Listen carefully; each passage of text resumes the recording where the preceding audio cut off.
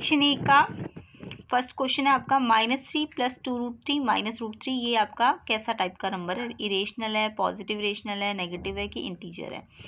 ठीक है, तो पहले हम इसे सिंप्लीफाई कर लेते हैं। ओके, तो क्वेश्चन है आपका -3 + 2√3 -√3, ये पूछा है ये किस टाइप का नंबर है। तो सबसे पहले आपको इसे सिंप्लीफाई करना है। देखो यहाँ पे ये तो आपका विदाउट रूट है और ये रूट वाले टर्म्स है ना, तो आपको रूट वाली टर्म्स को पता है प्लस माइनस कैसे करना होता है, रूट के साथ ही। तो ये देखो लाइक रूट है ना, लाइक रूट मतलब ये भी √3 वाला है और ये भी √3 वाला है, तो इनको आपस में सॉल्व कर लीजिए। बट ये नंबर है तो ये एज इट इज़ रहेगा, तो ये तो एज इट इज़ रहेगा। 2√3 में से 1√3 माइनस करो, जैसे आप माइनस करते हो ना 2x में से 1x, कैसे माइनस करते हो आप? सिर्फ इसके आगे वाले कोफिशिएंट को इसके आगे वाले कोफिशिएंट से माइनस करते हो। 2 - 1 1, और ये जो नंबर होता है एज इट इज़ लिखते हो ना, सेम ऐसे इसमें भी करो। 2 में से इसके आगे कुछ नहीं दिख रहा यानी 1 है, तो 2 - 1 1 बचेगा, और साथ में ये √3 एक ही बार लिख देंगे। और साइन जो बड़ा है, इनमें से बड़ा कौन सा है? प्लस का, तो प्लस का साइन। ठीक है, अब ये -3 + 1 को आगे लिखने की जरूरत नहीं है, √3। अब ये अनलाइक है ना, क्योंकि ये रूट वाला नहीं है और ये रूट वाला है, तो ये प्लस माइनस तो होगा नहीं, तो ये आपका आंसर है। अब आपको पता है -3 तो रेशनल नंबर होता है और √3 कैसा नंबर होता है? इरेशनल। तो कोई भी रेशनल इरेशनल का चाहे प्लस आए, चाहे माइनस आए, चाहे मल्टीप्लाई आए, चाहे डिवाइड आए, है ना, तो चाहे डिवाइड आए, आपका जो आंसर आता है ना ओवरऑल आंसर क्या होता है? ये जो भी आंसर आएगा इनका प्लस माइनस करके वो इरेशनल ही होता है। ओके, तो रेशनल और इरेशनल अगर प्लस माइनस मल्टीप्लाई डिवाइड में आ रहे तो ओवरऑल आंसर क्या होगा? इरेशनल होगा। तो इसलिए फर्स्ट क्वेश्चन का आंसर आपका इरेशनल होगा। ठीक है, यानी इसका जो भी ऑप्शन है वो इरेशनल ऑप्शन है। ऑप्शन ए है ना इरेशनल, तो ये आपका आंसर हो जाएगा।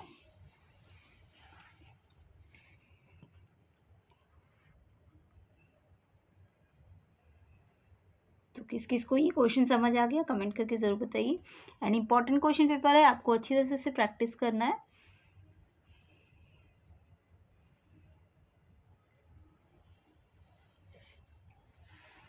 चलिए नेक्स्ट क्वेश्चन पे आते हैं।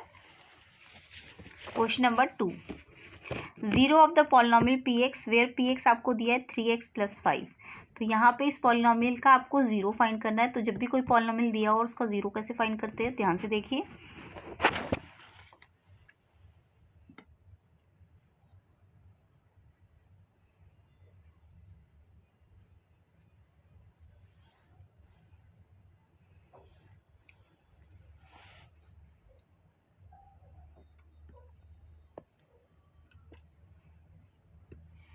तो पॉलिनोमियल px आपको दिया हुआ है 3x + 5 और इसके लिए आपको 0 फाइंड करना है। तो सबसे पहले हमें जब भी पॉलिनोमियल दिया हो तो इसका 0 फाइंड करने के लिए हम 3x + 5 जो पॉलिनोमियल होता है इसको 0 के बराबर रख देते हैं, क्योंकि 0 का मतलब ही क्या है कि x की वो वैल्यू 0 मतलब x की वैल्यू जिससे पूरा px जो पॉलिनोमियल है वो क्या हो जाए? 0 हो जाए, उसको हम उस पॉलिनोमियल का क्या कहते हैं? 0 कहते हैं। तो यानी पॉलिनोमियल का 0 निकालने के लिए इस px को क्या करना पड़ेगा? 0 के इक्वल रखना पड़ेगा, है कि नहीं? अब यहाँ से x निकाल लो, 3x पहले यहाँ यहीं पे रहेगा, 5 नंबर है इधर चला जाएगा तो ये माइनस हो जाएगा, 0 में से माइनस होगा तो -5 आ जाएगा, है ना। इसके बाद x निकालना है आपको, तो ये -5 तो अपनी जगह पे है, ये 3 यहाँ मल्टीप्लाई में है ना, तो यहाँ आके डिवाइड में आ जाएगा। तो x का मतलब x की वैल्यू आ गई ना आपकी, तो x की वैल्यू कितनी होनी चाहिए? -5/3। तो -5/3 आपका ऑप्शन नंबर डी हो जाएगा, इसमें ऑप्शन डी आपका करेक्ट हो जाएगा।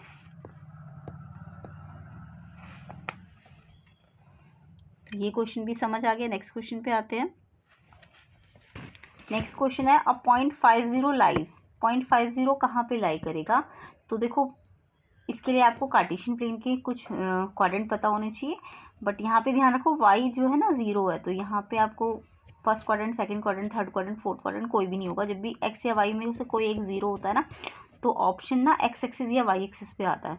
ठीक है, तो अभी फिलहाल हम इसको देखते हैं कार्टेशियन प्लेन में कैसे करना होता है।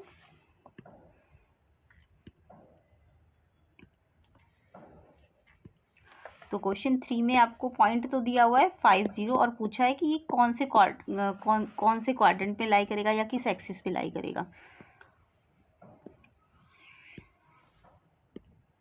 ठीक है, ब्रैकेट से ये बन रहा है। तो सबसे पहले आपको कार्टेशियन का ये पता होना चाहिए। कार्टेशियन में ये एक्स एक्सिस होता है, यहाँ एक्स के प्लस होते हैं और यहाँ एक्स के माइनस होते हैं। ऐसे ये वाई का माइनस होता है और ये वाई का प्लस होता है ना, ये तो सबको पता है। इसके बाद आपको ये पता होना चाहिए, अगर कोई एक्स और वाई के पॉजिटिव पे आ रहा है तो वो फर्स्ट क्वाड्रेंट होता है। अगर इस साइड आ रहा है यानी एक्स का नेगेटिव आ रहा है और वाई का पॉजिटिव आ रहा है तो वो सेकंड क्वाड्रेंट होता है। और अगर दोनों नेगेटिव आ रहे हैं तो वो थर्ड क्वाड्रेंट होता है। और अगर एक्स पॉजिटिव और वाई नेगेटिव आ रहा है तो वो फोर्थ क्वाड्रेंट होता है। ये तो सबको पता है। यानी कि अगर दोनों पॉइंट पॉजिटिव पॉजिटिव आए तो वो फर्स्ट क्वाड्रेंट होगा। दोनों में से एक पॉजिटिव आया यानी एक्स नेगेटिव आया और वाई पॉजिटिव आया तो वो सेकंड क्वाड्रेंट होता है। अगर दोनों ही नेगेटिव आए तो थर्ड क्वाड्रेंट होता है। और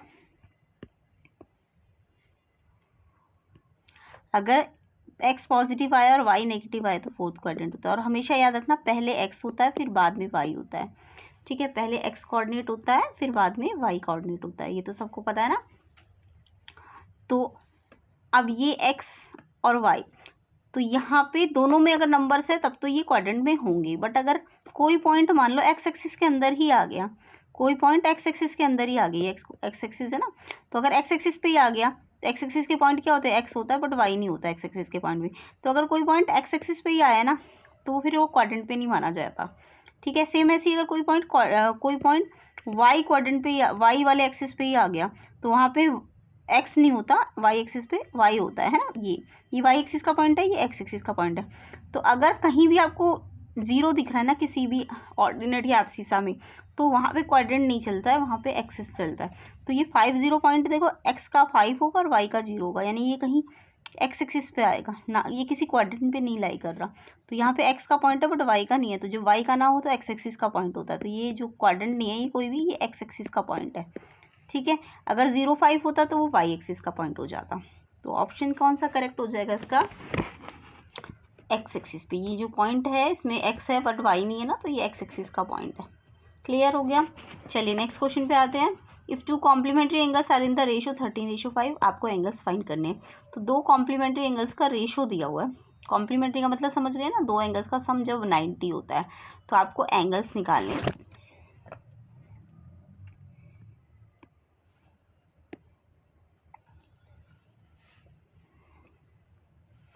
तो क्वेश्चन नंबर 4, तो कॉम्प्लीमेंट्री एंगल्स का रेशो आपको दिया है 13:5 और आपको वो एंगल्स निकालने हैं। तो कॉम्प्लीमेंट्री एंगल का मतलब होता है दो एंगल है, मान लो ए और बी। तो ए आपका रेशो जब भी दिया हो तो आप इसको 13x मान लेना और एंगल बी को क्या मान लो, 5x मान लो। जब भी रेशो दिया हो तो हम इसके पीछे x लगा देते हैं ना। तो आपको कॉम्प्लीमेंट्री कंडीशन दी है तो a + b कितना हो जाएगा, 90 हो जाएगा। अगर सप्लीमेंट्री बोलते तो आप 180 लिखते, अभी 90 लिखना है। अब ये 13x है और b आपका 5x है, इक्वल्स में क्या है 90 है। अब 13x और 5x को जोड़ दो तो कितना x हो जाएगा, 18x हो जाएगा, है ना, इक्वल टू 90। तो x की वैल्यू निकालो पहले, तो x निकालना है। तो ये जो 18 है, ये 18 यहाँ मल्टीप्लाई है, यहाँ आके डिवाइड में चला जाएगा, फिर 18 से ही कट जाएगा, 18 5 पे। तो x की वैल्यू कितनी आ जाएगी 5। अब आप x की वैल्यू निकाल चुके हो ना, अब आप एंगल ए निकाल लो। तो एंगल ए कितना है, देखो 13x है तो x की वैल्यू कितनी आई है, 5 आई है। तो एंगल ए 13 5 से 65 आ जाएगा। ऐसे ही एंगल बी निकालो, 5x है, 5 इंटू एक्स कितना आया 5, यानी x की जगह पे ये जो x की वैल्यू है ना ये पुट कर देंगे। तो 5 5 से 25, तो एक आ गया 65 और एक आ गया 25। देखो चेक भी कर लो, इनका टोटल कितना आएगा 90 आएगा। तो यानी कि 65 और 25, ऑप्शन बी इसका करेक्ट हो जाएगा, है ना, ऑप्शन बी इसका करेक्ट हो जाएगा।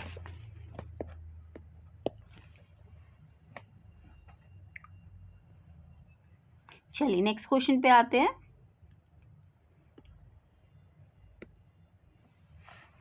नेक्स्ट क्वेश्चन है आपका, given a quadrilateral ABCD such that angle C 90 है, diagonal AC and BD bisect कर रहे each other at O, and आपको क्वाड्रिलेटरल पूछा है कैसा है। तो आप पहले एक क्वाड्रिलेटरल ABCD बनाओ और एंगल C 90 करो, और एक कंडीशन और दे दी, diagonal AC and BD bisect कर रहे हैं। तो देखो डायगोनल किस क्वाड्रिलेटरल के बाइसेक्ट करते हैं, सबसे बेसिक सा क्वाड्रिलेटरल कौन सा है जिसके डायगोनल बाइसेक्ट करते हैं, तो वो एक पैरेललोग्राम होता है। ठीक है, तो पहले तो आपको पैरेललोग्राम दे दिया क्वेश्चन में,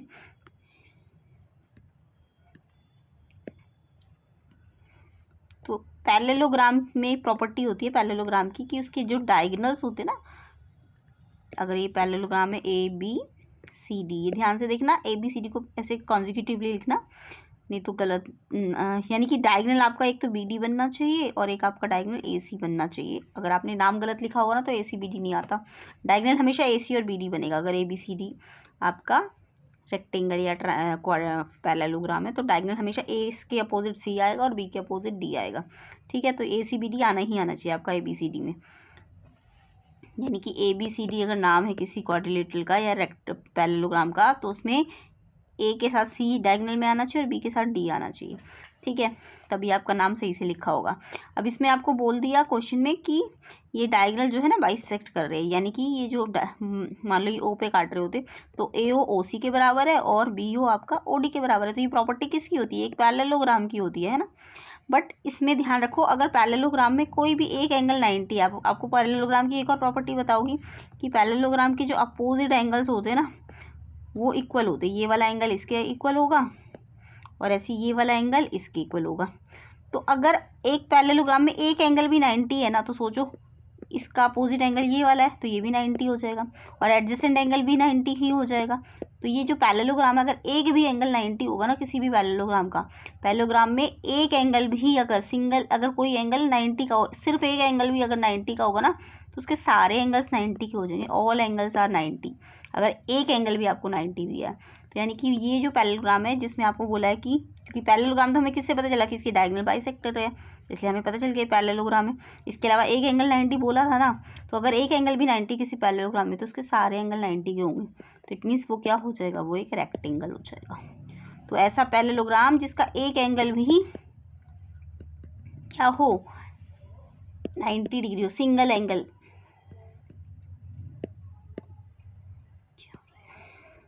तो रेक्टेंगल हो जाएगा। ठीक है, तो यानी इसका आंसर रेक्टेंगल होगा। तो ऑप्शन नंबर रेक्टेंगल किस में है? डी ऑप्शन आपका इसका करेक्ट हो जाएगा। तो किस किस बच्चे को ये क्वेश्चन समझ आया कमेंट करके ज़रूर बताइए। तो पैरेललोग्राम तो हमें यहाँ से पता चला था ए सी बी डी बाइसेक्ट कर रहे थे, उसके अलावा एक कंडीशन दे दी थी एंगल सी 90 है, तो इससे हमें पता चल गया कि ए बी सी डी क्या होगा? एक रेक्टेंगल होगा। अब कुछ बच्चे कहेंगे कि वो रोम्बस क्यों नहीं हुआ? तो रोम्बस में आपको एक और कंडीशन दी होती है, ए सी बी डी बाइसेक्ट के साथ परपेंडिकुलर भी होते हैं, बाइसेक्ट तो करते हैं बट परपेंडिकुलर बाइसेक्ट करते हैं। ठीक है, तो वहाँ पे वो भी रोम्बस भी एक पैरेललोग्राम ही है, बट यहाँ सिर्फ बाइसेक्ट बोला था ना तो रेक्टेंगल होगा। ओके, तो 80 to 100 का अगर मेरे को क्लास मार्क निकालना है तो क्लास मार्क निकालने का तरीका क्या होता है? सिंपल होता है। Class mark lower limit upper limit को ऐड करो, 2 से डिवाइड करो। आगे वाली लोअर लिमिट होती है, ये वाली अपर लिमिट होती है। तो लोअर लिमिट 80 है, अपर लिमिट 100 है और उसको 2 से डिवाइड कर दो तो आपका क्लास मार्क आ जाता है। समझ आ गया क्लास मार्क का फॉर्मूला? तो 80 और 100 180 हो जाएगा, उसको 2 से डिवाइड कर देना तो ये 90 आ जाएगा इसका क्लास मार्क। 90 आपका ऑप्शन नंबर ए हो जाएगा करेक्ट। ठीक है, तो ऑप्शन ए इसका करेक्ट हो जाएगा। आई होप आपको क्लास मार्क निकालना आ गया। किसी किसी क्वेश्चन में क्या होगा, उल्टा भी हो सकता है। आपको ना क्लास मार्क दिया होगा और आपको ये लोअर लिमिट और अपर लिमिट निकालनी होगी, इसको भी मैं आपको साथ ही साथ समझा देती हूँ। तो अभी तो फिलहाल क्या था, क्लास इंटरवल दी थी आपको और आपको क्या निकालना था? Class mark. अब इसका उल्टा भी आ सकता है पेपर में, क्लास मार्क दिया होगा और क्लास इंटरवल निकालनी होगी, तब कैसे करोगे? ध्यान से देखो, इसका भी मैं आपको तरीका बता देती हूँ। तो मान लो मेरे को क्वेश्चन में क्लास मार्क दे दिया 90, अब मेरे को इस क्लास मार्क से क्या निकालनी है? इस क्लास मार्क से क्लास इंटरवल निकालनी है। तब मैं क्या करूँ? तो इसमें मुझे एक और एक्स्ट्रा इन्फॉर्मेशन क्वेश्चन में दे दी जाएगी कि मुझे ना विड्थ भी दिया जाएगा कि विड्थ कितना है। ठीक है, मान लो मेरे को विड्थ या क्लास साइज, विड्थ को क्या कहते हैं? क्लास साइज कहते हैं या हाइट भी कह सकते हो। तो आपको ना ये एक्स्ट्रा दिया जाएगा। तो अगर लोअर लिमिट दी हो, ठीक है, ये मैं आपको सेकंड पार्ट बता रही हूँ, अगर क्वेश्चन उल्टा होता कि क्लास मार्क दी होती और लोअर और अपर निकालनी होती तो आपको क्लास मार्क के साथ साथ ना विड्थ या क्लास साइज दिया होता।